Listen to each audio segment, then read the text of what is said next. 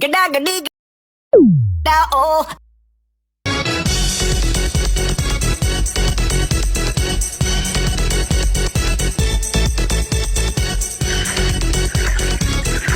Tapi bohong.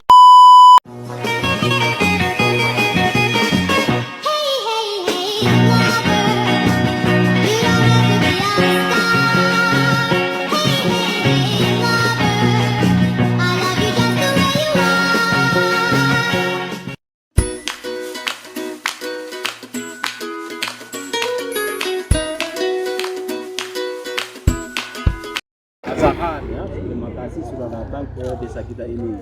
Perkenalkan, nama saya Agus Ginting gitu ya. Saya pemandu wisata di desa ini. Jadi desa ini namanya Desa Lingga gitu ya.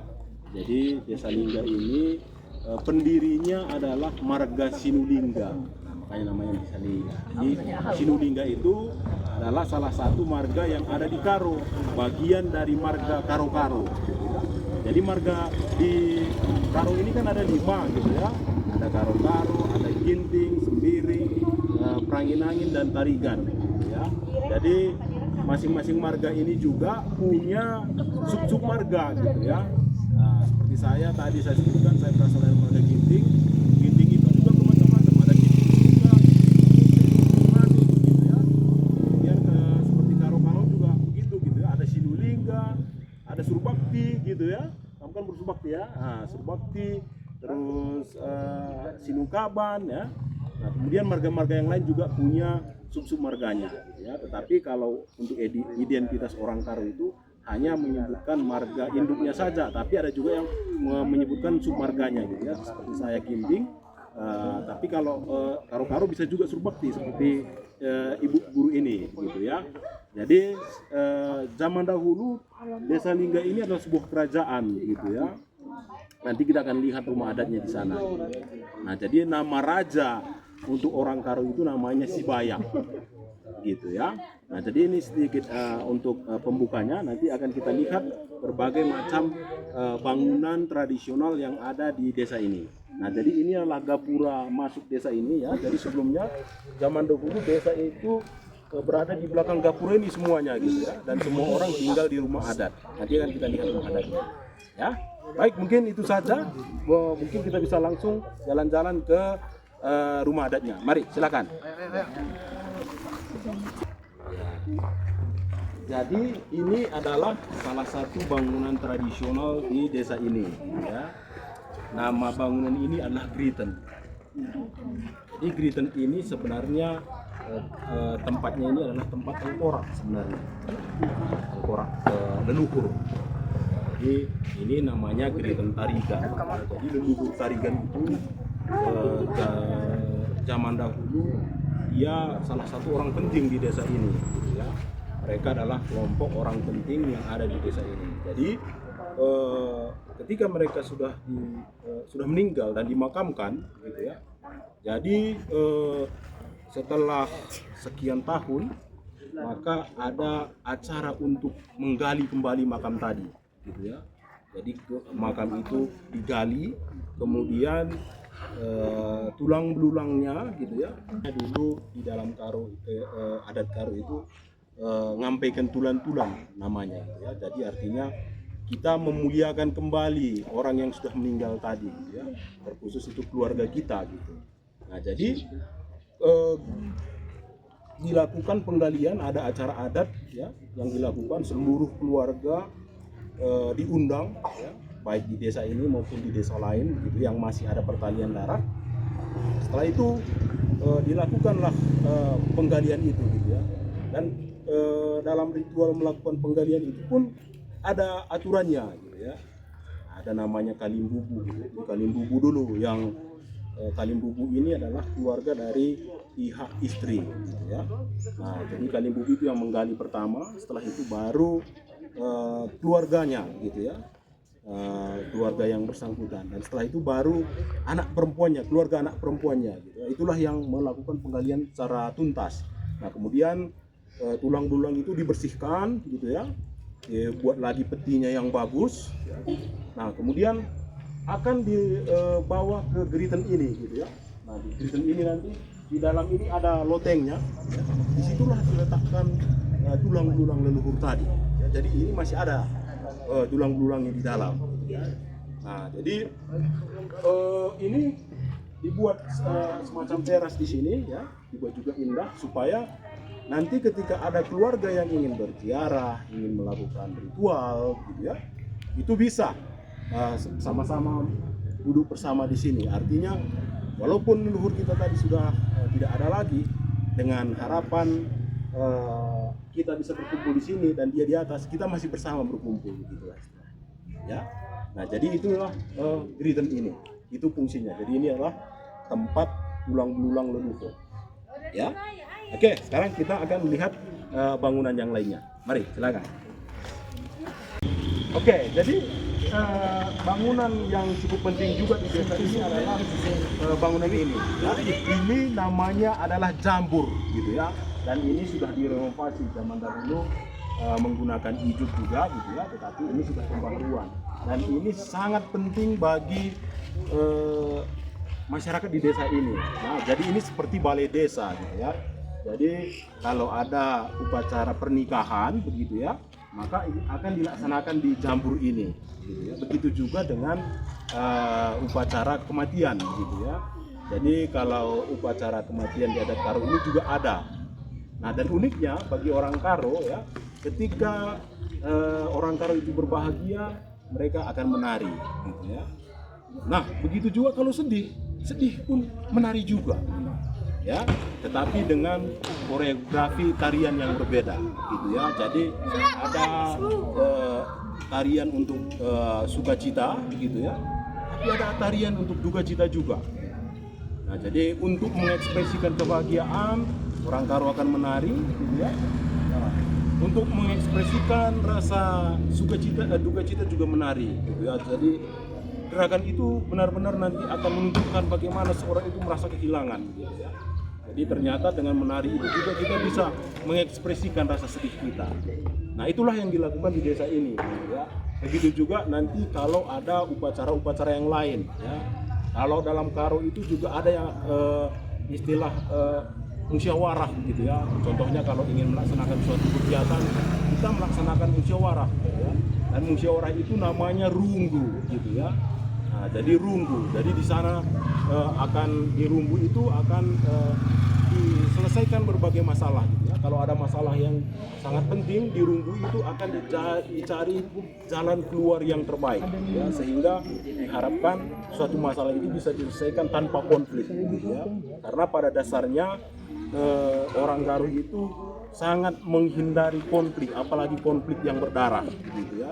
Jadi selagi masih ada solusi yang bisa dicari, ya, maka dilaksanakan runggu untuk menyelesaikan masalah itu tadi, gitu ya. Nah, jadi tempat runggu itu inilah balai desa ini yang namanya itu jambur. Ya, selain itu, selain jambur di desa lain bisa juga disebut dengan los, gitu ya. Tapi istilah Karo yang paling tepat itu adalah jambur. Ya. Nah, jadi di jambur ini kalau ada acara pernikahan, gitu ya, maka ada namanya anak beru. Anak beru itu adalah putri dari keluarga itu, ya. Putri dari keluarga itu berikut dengan seluruh keluarganya. Mereka lah yang akan melaksanakan masak, gitu ya, masak bersama, ada dapur di sana, gitu ya. Jadi baik duka cita maupun sukacita, maka semua orang akan dijamu dengan makan bersama, gitu ya. Nah, jadi dan kemudian di desa ini sangat beragam sekali kepercayaannya, gitu ya. Di desa ini ada umat Muslim yang sangat banyak, gitu ya. Orang Karo juga. Kemudian ada umat Kristen yang sangat banyak, gitu ya. Orang Karo juga, gitu ya. Ada juga agama Hindu dan masih ada juga agama tradisional, gitu ya, yang berbasis animisme. Nanti di rumah adat akan kita lihat filosofi dari rumah adat itu, di mana rumah adat itu arsitekturnya berdasarkan dari agama animisme tadi, gitu ya. Oke, kita akan kembali jalan ke sana, gitu ya. Ada lagi bangunan tradisional yang unik yang bisa kita lihat di sana. Mari, silakan.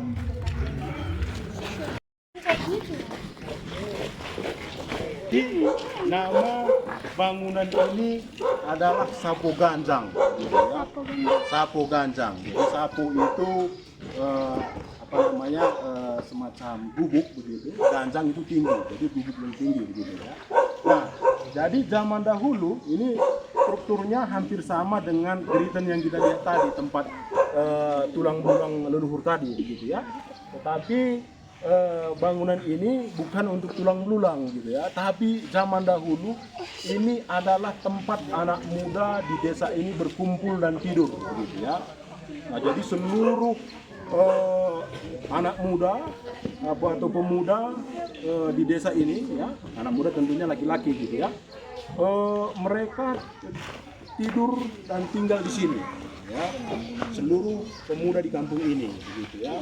Nah, jadi ketika seorang sudah akil balik gitu ya, atau 17 tahun ke atas, mereka tidak akan tidur bersama keluarganya lagi di rumah adat gitu ya, tetapi mereka akan tidur di Sapo Ganjang ini ya. Jadi ini juga ada kamar gitu ya, di atas loteng itu, di dalamnya itu banyak sekat-sekat di dalam gitu ya. Itu adalah kamar bagi anak muda zaman dahulu untuk tidur begitu ya. Tetapi di siang hari mereka akan bercengkrama di sini, atau setelah pulang dari ladang bekerja gitu ya, mereka akan berkumpul di selasar ini. Dulu ini tidak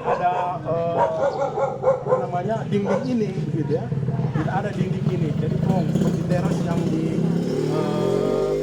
Kristen tadi gitu ya, tidak ada ini. Jadi hanya saja karena saat ini sudah tidak digunakan lagi gitu ya, karena sebagian besar kita sudah mempunyai rumah pribadi ya, maka rumah adat ini Sapo Ganjang ini tidak digunakan lagi. Nah, dan sekarang sudah diganti fungsinya menjadi perpustakaan kecil bagi anak sekolah di desa ini begitu ya, dan juga jadi tempat belajar bersama gitu. Jadi kalau ingin melakukan belajar bersama dan ada yang ingin mengerjakan PR bersama begitu ya, maka bisa di ruangan ini. Dulu ini tidak dikasih papan begitu, tetapi saat ini sudah disekat supaya bisa digunakan untuk proses belajar gitu. Kita ke rumah adat ya.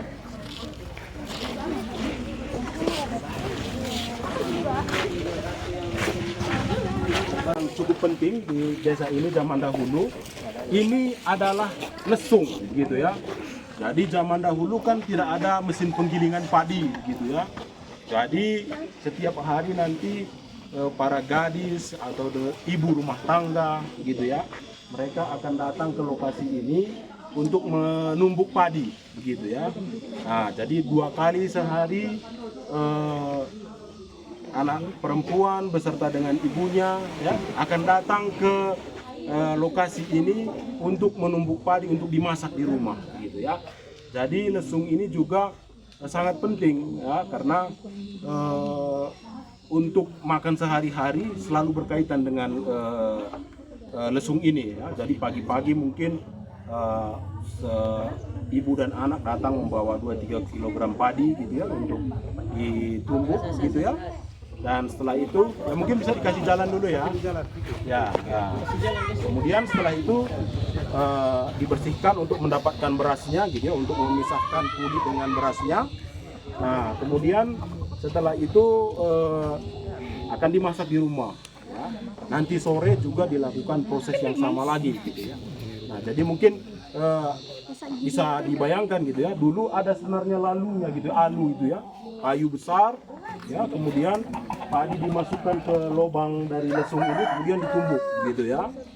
Nah, seperti itu. Nah, kemudian untuk memisahkannya diambil beras yang sudah terpisah dari kulitnya tadi, dimasukkan ke tampi, kemudian ditampi begitu ya, untuk membersihkan padi tadi dari kulit-kulitnya sehingga bisa dimasak di rumah. Nah, inilah fungsinya dari lesung ini ya. Oke, sekarang kita ke rumah adat ya, kita bisa ke ujung sana. Bebas ya. Oke, sekarang kita sudah sampai di rumah adat Karo gitu ya. Jadi rumah adat Karo itu namanya Rumah Siwaluh Jabu gitu ya. Rumah Siwaluh Jabu. Waluh artinya 8, Jabu artinya keluarga. Ya, jadi dalam satu rumah adat itu ada 8 keluarga gitu ya. Jadi bisa dibayangkan kalau satu keluarga punya 5 anggota keluarga, maka di dalam satu rumah itu bisa tinggal 40 orang gitu ya. Nah, tetapi spesial untuk rumah ini karena ini adalah rumah Sibaya atau rumah raja gitu ya. Untuk rumah ini tinggal 10 keluarga gitu ya. Tapi secara umum rumah adat Karo itu adalah 8 keluarga. Nah, jadi arsitektur dari rumah adat Karo ini terinspirasi dari kepercayaan lokal di daerah ini gitu ya. Seperti yang sudah dijelaskan sebelumnya bahwa di desa ini berbagai agama tinggal dengan harmonis begitu ya. Tinggal dengan harmonis di desa ini. Nah, jadi filosofi rumah adat ini didasari dari agama mula-mula di desa ini gitu ya. Kalau Muslim di desa ini dibawa oleh seorang yang arif dan bijaksana dari Aceh gitu ya. Dari Aceh sumbernya namanya itu Tengku Hamid gitu ya. Itu pada masa kerajaan Sultan Iskandar Muda. Jadi dialah yang menyebarkan agama Islam di desa ini gitu ya. Dan makamnya juga ada di perladangan desa ini gitu. Dan masih banyak juga orang yang menziarahi gitu ya. Kemudian kalau Kristen itu dibawa oleh misionaris begitu ya ke desa ini. Kemudian Hindu itu pada zaman kerajaan pun sebelumnya sudah ada. Nah, tetapi ada agama mula-mula di desa ini namanya agama pemena begitu ya. Itu agama animisme yang menyembah roh Tuhan begitu ya. Nah, kemudian kalau Islam kan punya masjid untuk berdoa gitu ya. Kristen juga punya tempat gereja untuk berdoa. Tetapi bagi agama animisme atau pemena itu mereka tidak punya tempat untuk beribadah begitu. Jadi mereka menggunakan rumahnya sebagai tempat beribadah. Makanya rumah ini arsitekturnya didasari dari filosofi dari agama itu tadi gitu ya. Makanya kalau kita lihat secara sekilas sebenarnya posisi rumah ini seperti orang menyembah gitu, seperti ini. 1 2 3 gitu ya. Merepresentasikan 3 roh Tuhan yang dipercayai oleh agama tadi gitu ya. Roh Tuhan yang ada di tanah, roh Tuhan yang ada di tengah, dan roh Tuhan yang ada di atas gitu ya. Nah, jadi ketika kita nanti naik ke rumah ini gitu ya, kita akan memperagakan bagaimana menyembah Tuhan itu dalam kepercayaan pemena tadi begitu. Nah, kemudian rumah ini dihiasi dengan berbagai simbol begitu ya. Di atas rumah ini sama seperti rumah di sana, hanya saja di sini sudah jatuh tanduknya gitu ya. Kita bisa lihat di rumah yang sana ada tanduk kerbau di atas gitu ya. Nah, di atas ada tanduk kerbau. Rumah ini pun sebenarnya ada, hanya saja beberapa minggu lalu atau beberapa bulan lalu sudah jatuh begitu ya. Nah, jadi kerbau itu adalah simbol kemegahan dan kekuatan dari rumah ini ya. Dan juga simbol perlindungan gitu ya. Karena kita percaya hanya kerbau yang bisa mengalahkan harimau gitu ya. Nah, jadi dulu banyak hutan di sini, banyak binatang liar gitu ya. Jadi dengan membuat tanduk kerbau di atas, ya kita harap binatang liar itu tidak datang ke tempat ini gitu ya. Binatang yang buas itu tidak datang ke tempat ini ya. Kemudian zaman dahulu juga kan tidak ada traktor begitu ya. Jadi untuk membantu kita bekerja di ladang gitu ya, maka digunakan tenaga dari kerbau tadi. Begitu juga sebagai transportasi yang bisa membawa hasil pertanian dari ladang ke rumah atau dari ladang ke pasar.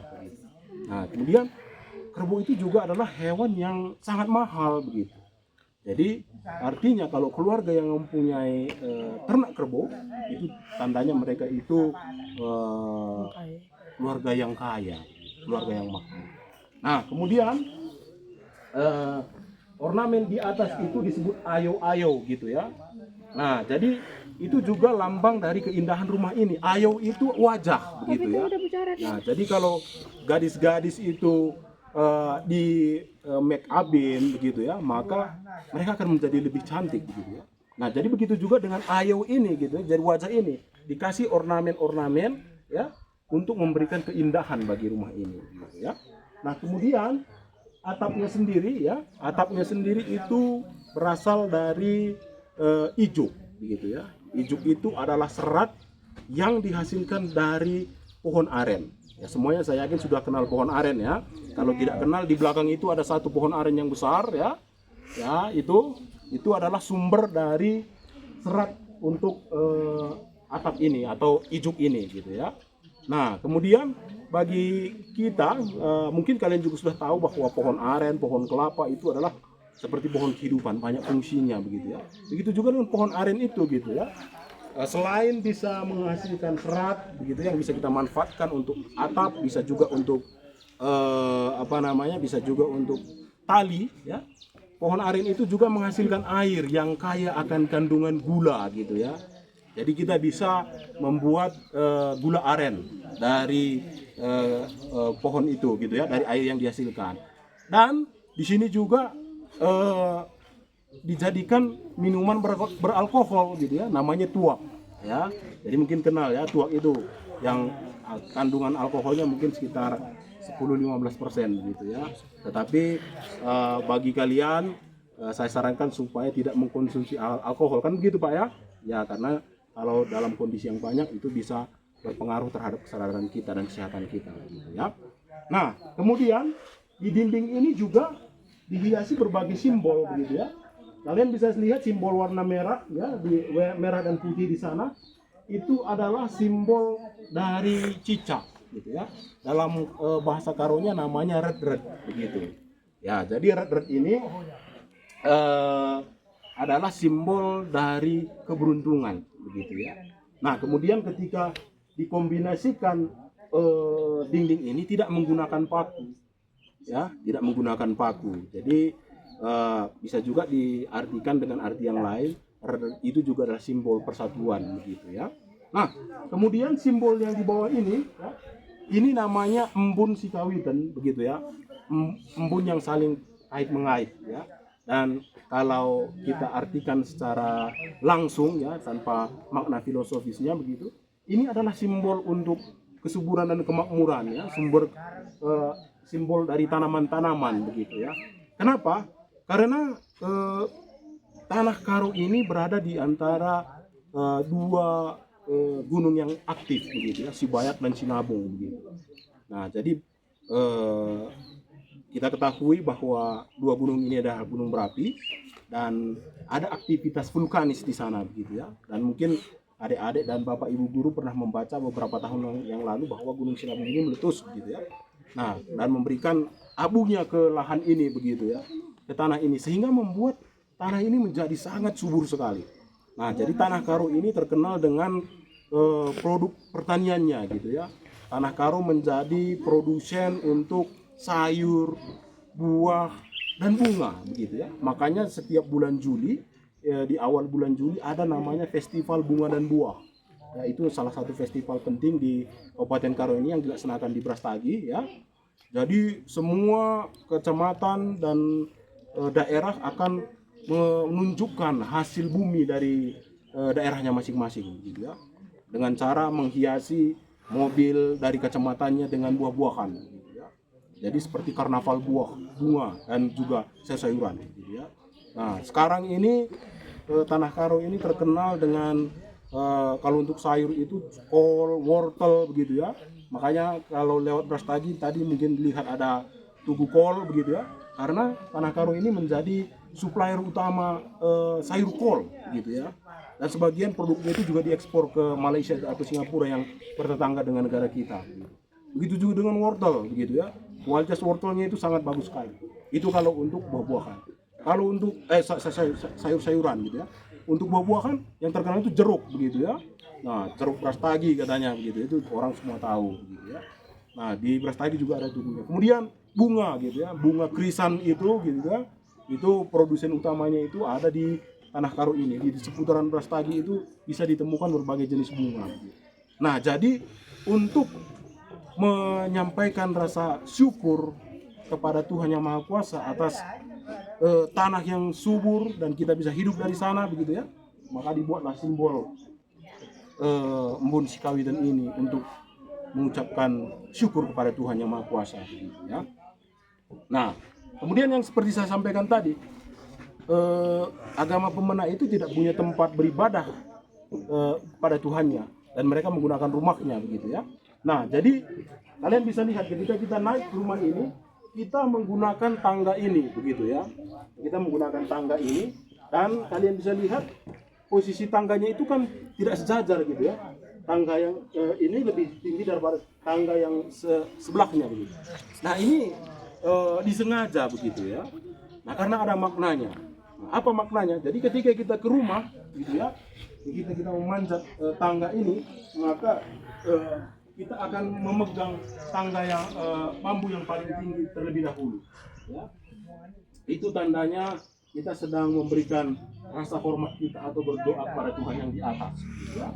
Nah kemudian ketika kita sampai di teras ini, gitu ya, yang namanya Ture, ya, bisa dilihat, gitu ya, bahwa saya lebih tinggi daripada atap ini, begitu ya, dan umumnya orang dewasa juga lebih tinggi dari atap ini, sehingga kita harus membungkuk ke rumah ini, begitu ya, dan itu menandakan kita sedang memberi hormat kepada Tuhan yang di tengah, begitu ya, Roh Tuhan yang ada di tengah. Dan ini juga sebenarnya ada makna filosofisnya, bahwa setinggi apapun jabatan orang lain, gitu ya, apapun pangkatnya, ketika dia ke rumah dia harus membungkuk, ya, memberi rasa hormat, begitu. Ya. Nah kemudian ketika kita keluar dari rumah ini, kalau tadi ketika kita naik kita akan memegang bambu yang tinggi. Jadi ketika kita turun dari rumah ini, maka bambu yang lebih rendah kita pegang, ya. Sehingga kepala kita secara otomatis menunduk ke tanah, begitu ya. Dan itu menandakan kita sedang memberi hormat kepada Tuhan yang ada di tanah, begitu. Jadi dengan naik ke rumah ini, begitu juga dengan turun, kita berdoa kepada Tuhan. Dan kemudian zaman dahulu sebenarnya tidak ada rumah sakit di desa ini, gitu ya. Jadi untuk ibu-ibu yang ingin melahirkan, gitu ya, maka mereka akan melahirkan di tangga ini, gitu ya. Ya, jadi ibu hamil tadi akan duduk di sini, gitu ya. Dan dia akan dikelilingi oleh keluarga, ya, khususnya yang perempuan, ya, mereka akan menggunakan semacam kain untuk melindungi, ya, sehingga tidak ada orang bisa melihat dari bawah. Nah kemudian di sampingnya akan duduk dukun beranak, gitu. Nah dan kemudian ketika dia akan melahirkan, maka dia akan membuka kakinya seperti ini dan tangannya di pegangan ini, dan dia akan memberikan tekanan untuk melahirkan. Sehingga ketika bayi itu lahir, dia akan ditangani oleh dukun beranak, gitu, dan si ibu akan ditangani oleh keluarganya. Nah, tetapi saat ini itu sudah tidak digunakan lagi, begitu ya, karena ada sudah rumah sakit, begitu ya.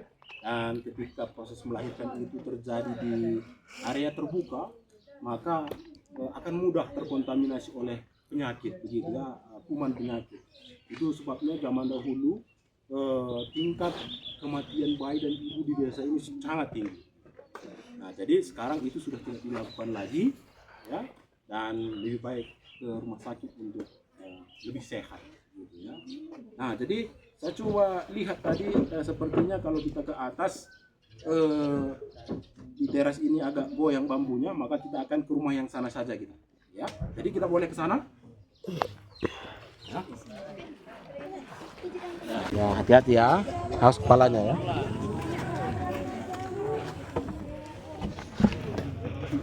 Iya ada di kepalanya kepentok ya. Silakan masuk. Nah, silakan. Ya. Ayo, oke. Ya, sebentar ya. Nah, untuk melihat temannya dulu. Oke, jadi inilah bagian dalam dari rumah ini, begitu ya. Sekarang rumah ini sudah berusia sekitar 250 tahun. Ya. Dan zaman dahulu di desa ini sangat susah untuk mendapatkan paku, begitu ya. Jadi di rumah ini dibangun tanpa menggunakan paku. Ya, jadi mungkin nanti kalian bisa pelajari ada di teknik sipil itu atau teknik bangunan itu namanya sambungan kayu, gitu ya. Itulah yang diterapkan dalam membangun rumah ini.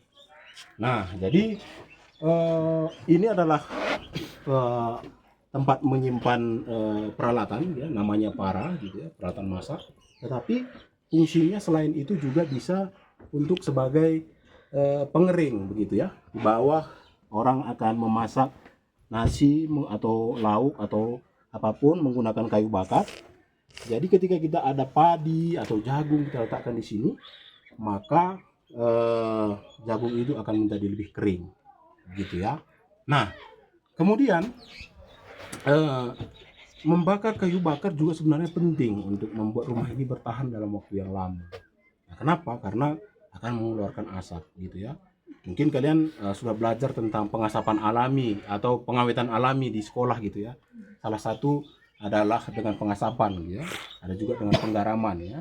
Nah, jadi asap itu akan menempel di kayu ini, makanya warnanya menjadi hitam, gitu ya. Dan membuat kayu ini awet, bebas dari serangan serangga, dari serangan ngengat, begitu ya, sehingga bisa bertahan dalam waktu yang lama.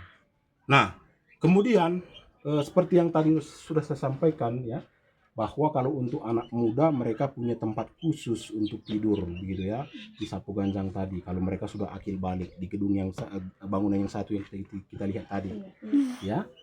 Nah, jadi kalau untuk orang tua mereka punya kamar, gitu ya. Kalian bisa lihat itu ada kamar, gitu ya, di belakang dinding triplek itu adalah kamar untuk ayah dan ibu, untuk ruang privasi mereka, gitu. Jadi untuk anak-anak mereka di area yang kecil ini, yang area yang tidak terlalu besar itu. Makanya itu tadi, kalau seorang anak muda sudah akil balik, mereka sudah harus keluar dari rumah ini. Tapi kalau untuk anak gadis, mereka punya tempat spesial untuk tidur di rumah ini. Di mana? Itu dekat dengan jendela. Kenapa di dekat dengan jendela? Supaya mudah berkomunikasi dengan pacarnya, gitu ya. Tetapi bagi laki-laki yang punya pacar di rumah ini, itu dilarang bagi mereka untuk memanggil nama mereka kalau ingin berpacaran, kalau ingin bertemu. Kenapa? Karena waktu pacaran biasanya waktunya malam, kan, gitu ya. Jadi kalau seseorang berteriak-teriak dari luar sana, itu akan mengganggu orang lain. Mungkin anak-anak sedang tidur atau orang tua sedang tidur, gitu ya. Jadi bagaimana caranya kalau orang ingin berpacaran, ya? Maka seorang laki-laki itu harus pandai meniup seruling. Jadi meniup seruling begitu ya. Dan tentu saja mereka harus menciptakan lagu yang spesial untuk pacarnya, gitu ya. Jangan lagu yang biasa saja. Karena kalau lagu yang biasa saja, bukan pacarnya yang datang nanti mamanya yang datang, kan gawat kita, gitu ya. Nah, jadi itulah bagian romantis dari rumah ini. Nah, kemudian seperti yang saya sampaikan tadi, rumah ini memang dibangun berdasarkan filosofis agama animisme, begitu ya. Tapi siapa saja dari latar belakang berbeda bisa tinggal di rumah ini. Walaupun kita berbeda agama, walaupun kita berbeda suku, bisa tinggal di rumah ini. Karena pada dasarnya orang Karo itu mempunyai moto itu kemanusiaan di atas agama, gitu ya. Jadi kalau agama itu hubungan pribadi kita dengan Tuhan, ya. Kalau seorang itu percaya menjadi seorang muslim, ya jadilah muslim yang taat, begitu. Nah, tetapi kalau seorang percaya menjadi seorang Kristen, enggak apa-apa, silahkan menjadi Kristen. Karena pada dasarnya agama itu mengajarkan tentang kebaikan, gitu ya, tentang kasih sayang, gitu. Jadi kita bebas memilih agama mana saja yang mau kita percayai, ya. Dan kita harus menghormati kepercayaan orang lain, begitu. Nah, jadi dari itulah makanya siapa saja bisa tinggal di rumah ini. Tetapi kita harus bekerja sama, begitu ya, karena Tuhan yang Maha Kuasa itu sudah memberikan talenta masing-masing pada kita. Mungkin saya bisa menjadi seorang petani, kamu bisa menjadi seorang dokter, yang lain bisa membangun rumah, yang lain bisa mengajar di sekolah, yang lain bisa membuat makanan yang enak. Jadi kita harus bekerja sama, berkolaborasi, gitu ya, untuk menciptakan harmoni, untuk menciptakan kedamaian. Jadikan agama itu sebagai hubungan pribadi kita dengan Tuhan, gitu. Karena itu sifatnya pribadi, gitu. Dan kita tidak boleh menghakimi kepercayaan orang lain. Jadi selama seseorang itu mempunyai attitude yang bagus, sopan santun yang bagus, mereka bisa tinggal di rumah ini. Masalah agama, biar itu menjadi hubungan pribadi dengan Tuhan. Kita bebas memilih agama apa saja, karena pada dasarnya agama mengajarkan tentang kebaikan. Seperti itu. Makanya di kampung ini, seperti yang saya sampaikan tadi, kamu bisa menemukan masjidnya cukup besar kita di sini gitu ya. Gereja juga ada gitu ya. Tempat sembah-sembahan orang juga ada di sini gitu ya. Dan orang yang tidak percaya Tuhan pun ada di desa ini. Tapi itu tidak apa-apa, tidak masalah. Selama mereka punya attitude yang baik, menghormati orang lain, tidak mengganggu kehidupan orang lain. Ya, itu kita bebas memilih agama apa saja gitu. Ya, jadi itulah nilai yang ada di rumah ini begitu ya. Jadi ini adalah rumah tradisional Karo. Kalau ada yang ingin ditanyakan silahkan, dan silahkan kalau ingin mengambil foto dan video. Di rumah ini masih ada 2 keluarga yang tinggal. Ya, hanya saja saat ini mereka sedang bekerja di ladang gitu. Ini adalah hasil panen mereka, ada padi di sini gitu ya. Dan itu ada mainan anak-anak mereka di sini gitu ya. Nah, kemudian untuk tempat tinggal hanya di lantai ini gitu ya. Di lantai 2 ini fungsinya untuk gudang ya. Yang kosong ini hanya untuk sirkulasi untuk udara dan udara dan asap begitu ya. Oke, ada yang mau ditanyakan? Ini dinginnya dari mana? Hah? Dinginnya Dinginnya ya? Ya, sebentar ya. Itu pertanyaan yang sangat bagus sekali gitu ya. Nah, kenapa cuaca di dalam ini nyaman begitu ya? Di konstruksi rumah ini dan juga pemakaian ijuk sebagai atapnya begitu ya. Ijuk itu sifatnya itu isolator. Tahu ya isolator ya, di sekolah belajar? Itu adalah bahan yang bisa menghambat panas. Ya, kalau konduktor yang bisa mengantarkan panas gitu ya. Nah, jadi karena ijuk inilah gitu ya, karena dia bisa menahan panas matahari dari luar, maka temperatur atau suhu di dalam ini masih nyaman bagi kita gitu. Ya, tetapi ijuk ini juga karena dia dari bahan material alami, maka dia akan rusak ya. Rusak oleh panas dan air. Makanya ijuk ini juga harus diganti setiap 10 atau 15 tahun sekali. Nah, itu yang membuat temperatur atau suhu di dalam rumah ini menjadi nyaman bagi kita. Begitu juga kalau suasananya nanti dingin begitu ya. Di rumah ini kita tidak akan merasa kedinginan. Ya. Nah, kita juga akan merasa hangat dan sesuai dengan kenyamanan tubuh kita. Oke? Oke. Ada lagi? Next question. Kapan tahun dibuatnya rumah ini? Ya, kalau tahun dibuatnya masih perdebatannya, nakku ya. Tetapi rumah ini sekarang sudah berusia sekitar 250 tahun. Jadi sekitar tahun 1800-an lah dibangun rumah ini. Gitu. Ya. Oke, ada lagi? Apa benar ini menggunakan membolonnya dengan pahat? Ya, jadi untuk membuat lubangnya atau untuk membuat sambungannya itu menggunakan pahat, gitu ya, untuk mengkombinasikan kayu dengan kayu. Oke? Bangunan ini masih dimiliki oleh masyarakat atau pemerintah? Ya, jadi saat ini rumah ini masih dimiliki oleh masyarakat, gitu ya. Tetapi pemerintah tetap memberikan perhatian, gitu ya, karena ini masuk dalam cagar budaya. Oke, kalau untuk informasi cagar budayanya di bawah nanti ada plang ya yang menyatakan identitas rumah ini dan juga nomor cagar budayanya nanti bisa dilihat.